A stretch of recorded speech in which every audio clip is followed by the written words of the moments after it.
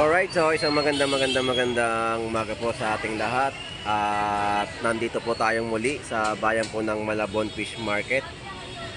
So mag-update tayo ng kanilang mga presyohan at mga latagan na ating madadaanan po rito, no, sa kanilang mga pwesto. So samahan niyo pong muli si Boss Lando X Flores. So tara, let's go. Shoutout sa iyo. Seryoso ka dyan, ah. Ay, tinda? Ah, meron?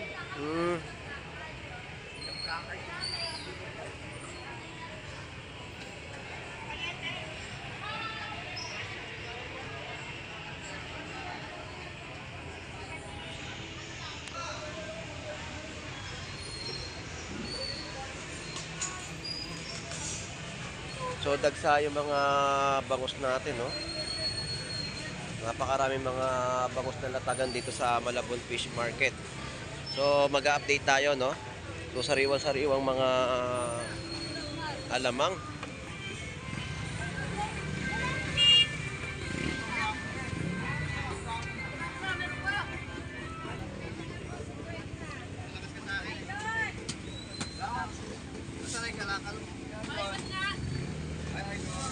Good morning, Kuya Romy. Magkano mga tilapia Batangas yung malalaki? 120. So shout out, good morning Kuya Romy. Artista na si Tata. Always artista po talaga sa Malabon Fish Market si Kuya Romy. Sariwa, malalaki. Ayun, oh, kita mo. Ayun, sakto. Diba? Pa-isang shot na. Sakto. Pakilagay po. Yeah. Ayan, tumugma. Diba?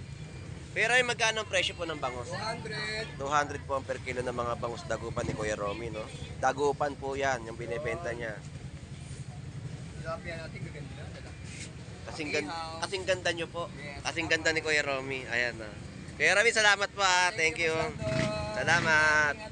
Thank you. Alright, so dito tayo sa pwesto ni Kuya Romy, no, na update muna kasi meron tayong sound trip doon na sa may gilid, yung may dala ng e-bike. Kaya lumayo po muna tayo. Tapos tatawid tayo uli at babalikan natin yung mga latag niya, no, dito ni Kuya Buboy. So yung mga presyohan dito ng kanyang mga latag ng bangus, ang kada piraso po ay meron po tayong 140. Yan po yung presyo ng 140 kada piraso ng mga bangus. Magaganda yung mga bangus na latagan ngayon, no? Fresh na mga bangus at 50 pesos tumpukan. So 50 pesos tumpukan ng mga tawilis at may latag dito si Boss Warley ng mga isdang tanigi, maliliit na tanigi. At fresh na sapsap. Ayan, ang mga fresh na sapsap, may mga panak. Pusit. Boss Warley, magkano yung pusit?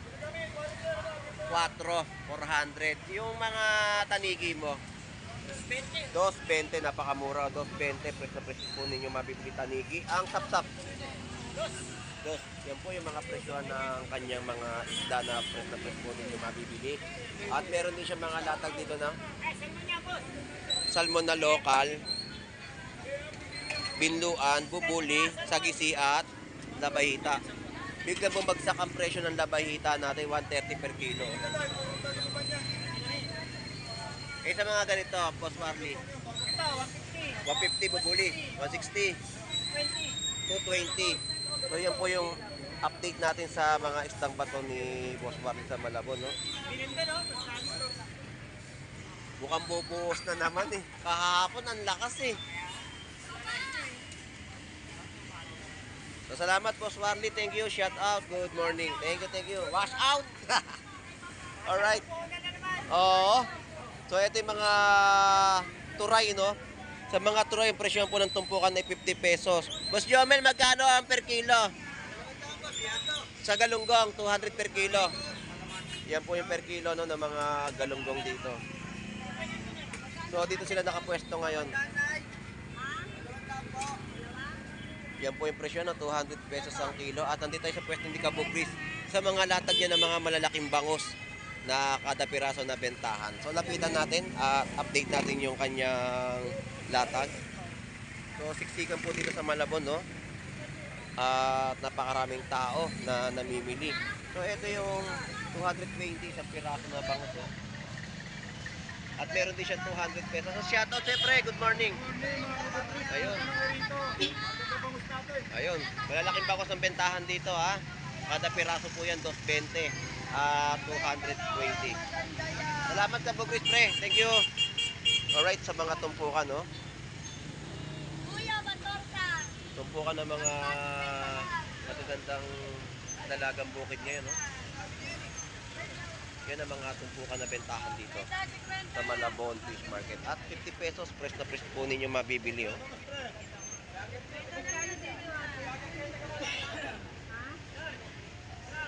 Ayan, no?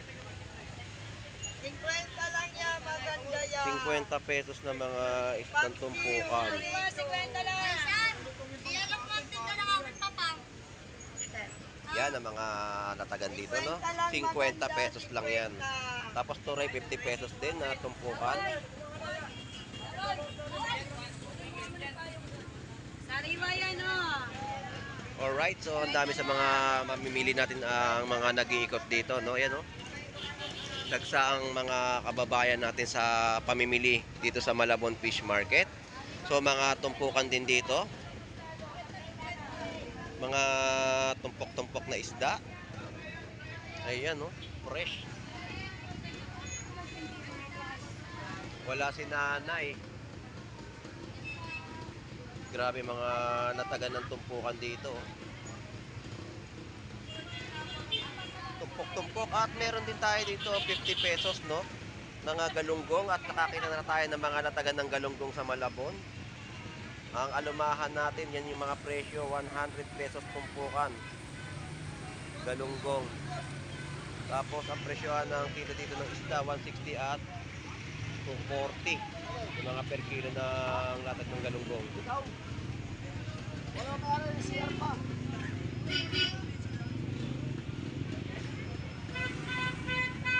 Alright, guys. So ganyan yung mga ating nakikita rito, no, na latagan sa Malabon. So diretso pa tayo sa ating update.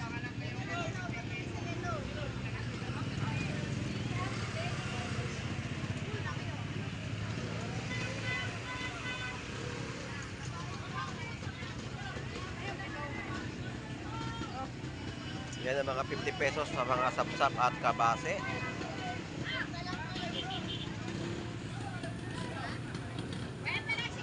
Alright. So dito na tayo sa iba pang latag, no, na ating dadaanan ngayon rito sa Malabon Fish Market.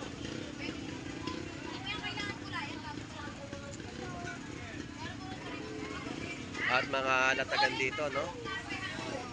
So ang kapal ng tao talaga, ang dami, oh. Dami na sa mga kababayan ang nandirito at naghahanap ng mga murang presyo na mabibili dito sa mga latagan, no. Sumasalubong tayo sa ating mga kababayan. Oh. Oh.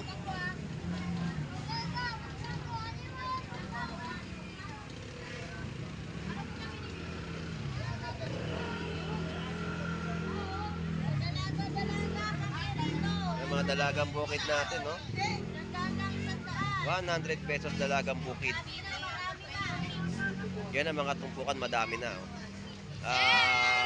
Tumpukan din ng isang alumahan.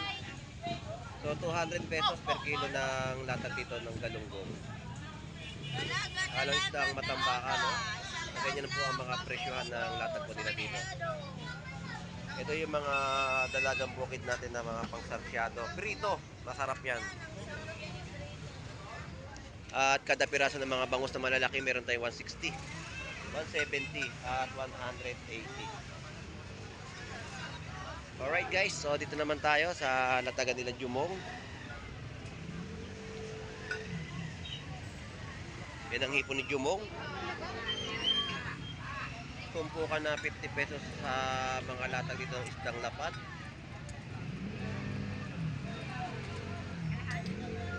So ayan yung mga latag dito, no?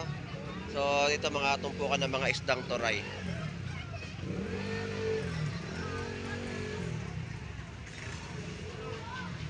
Magkano ngayon per kilo?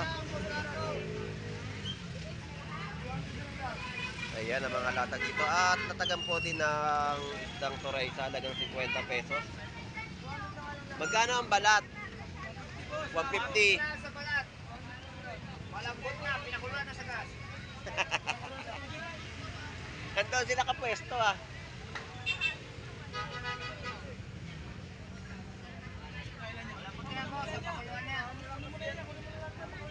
Makauwi na lahat. Alright, so mga 50 pesos, 100 pesos. Oo. Yan, malalaki, 100 lang. Pag dalawa, 200 na lang. Oh, pag dalawa 200. Di pa rin nagkakalayo. At meron tayong 50 pesos, no? Nangatumpukan po ng hipon dito sa Malabon. 158 yan, 150 na lang. 158. Thank you.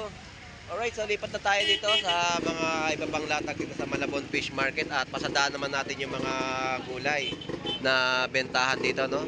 Sobrang kapal ng tao ngayon dito at napakarami sa mga mamimili ang dumagsa, dumayo at mga taga iba't ibang lugar po, no? Ang mga nandirito sa Malabon upang mamili ng mga presyo na abot kaya at pangmasang presyo na mabibili sa bayan po ng Malabon Fish Market.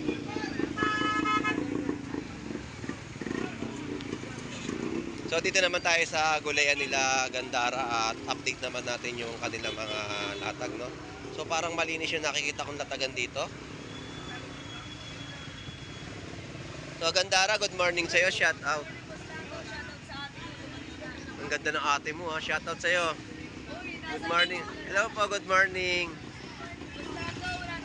Oo nga, kahapon nga tumakas ka, nakita kita eh.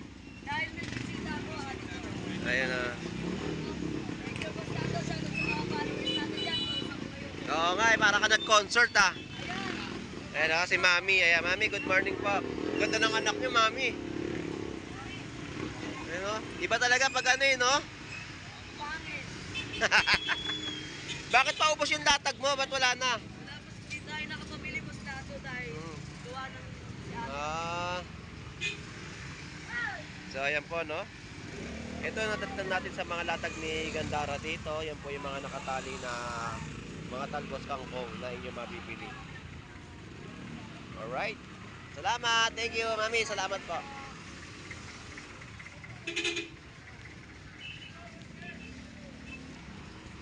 Gary, shout out sa'yo. Napakadami mo ngayong ano ah. Mga tumpok na sili. Mukhang mura ang sili natin ngayon. Oo, yan nga oh. 20 pesos. Makabili ka ng sap-sap niya. Pwede na sa kinalamansi ano. Pangat sa kalamansi. Ayan oh. Magkano ang presyo niyan?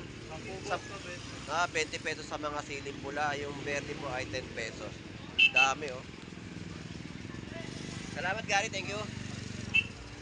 So, di tayo kay Nanay Cherry. Nanay Cherry, good morning po.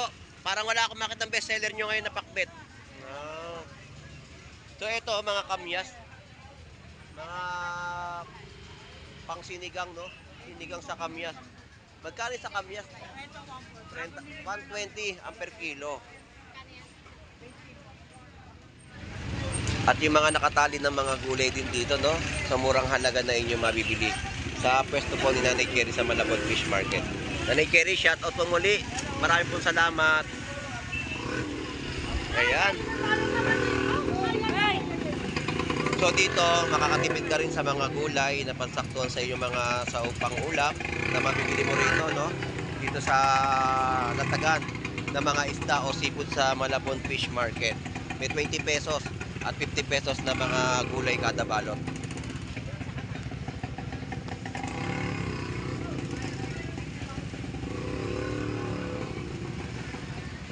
So, ang dami ngayon mga gulay doon at napakamura ng kanilang mga bentahan po dito sa Malabon. At talaga nga naman. So, shout out, good morning. Ayan o, mga gulay nila rito na napakamura ninyo mabibili. Ang dami, oh. Araw ng linggo. Ayan ang mga latagan dito, no? Salamat, thank you. So, papasadahan natin yung mga latagan dito na mga isang bato. So, nauna lang tong ating mga ilay na latagan dito, no? So, shout out, good morning.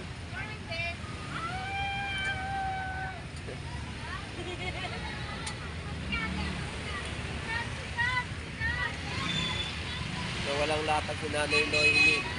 Magandang umaga po. Good morning. Hello po. Morning. 200 lang, ma'am. Masarap ang lasa ng bangus natin. Yan o, 200 pesos ang per kilo ng mga bangus. Dagupan ni Nanay Noemi. Bangus na talaga latag nyo ngayon. Wala talagang ano. Wala mang bangus dyan. Galing pa ako ng market ring.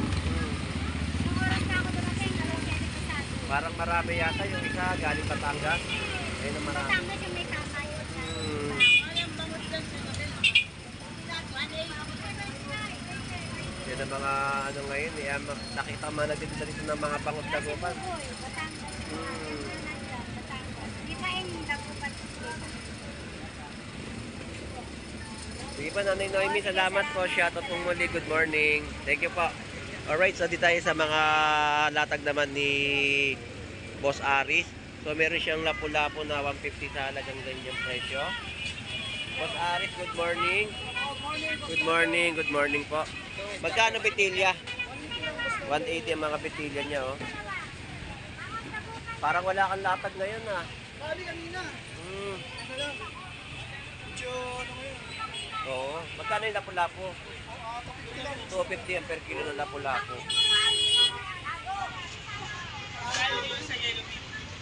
Sa yellow pintuna, no? 160 ang per kilo. Bosari, salamat ha. Thank you. Yan ang ating mga nadat na sa latag niya rito, no? Ng mga islang bato.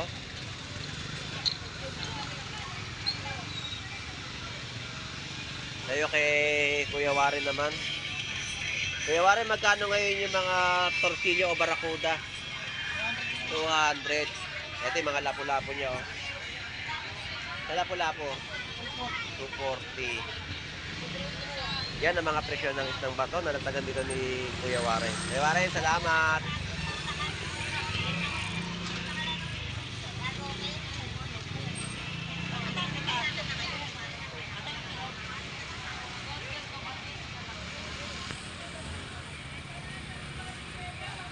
Babalik kami yan.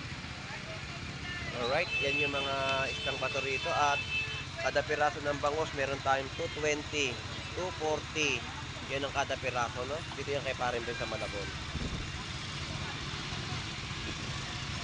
Alright, salamat. Thank you, thank you, thank you. Alright, so siksikan po ang Malabon Fish Market at napakarami sa ating mga kababayan ang nandirito, no? So shoutout sa ating mga kababayang OFW dyan sa ibang bansa at sa mga kapwa nating content creator, shoutout sa inyong lahat. So shoutout sa iyo Ner TV Vlog na masugid natin taga-subaybay sa ating vlog sa Malabon Fish Market. At shoutout kay Randy Conan na support kay Boss Lando Explorer sa pag-vlog sa Malabon Fish Market. Maraming salamat sa iyo. Rudolph Oil, Lisa Laurente, shoutout sa inyong lahat.